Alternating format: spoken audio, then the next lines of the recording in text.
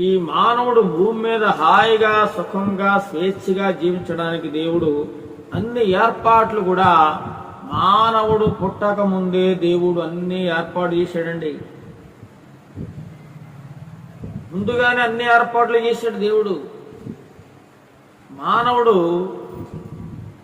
ఈ యొక్క సృష్టిలో ఉన్నటువంటి సకాలం అనుభవిస్తూ స్వేచ్ఛగా జీవిస్తూ బ్రతుకు వెళ్ళదీస్తూ కూడా ఇంత చేసినటువంటి దేవుని మర్చిపోతున్నాడు. ఏం చేస్తాడంటే దేవుణ్ణి మర్చిపోతున్నాడు. దేవుని మీద ఏమాత్రమో కృతజ్ఞత లేని వారుగా ఈనాడు మనుషులు జీవిస్తూ ఉన్నారు.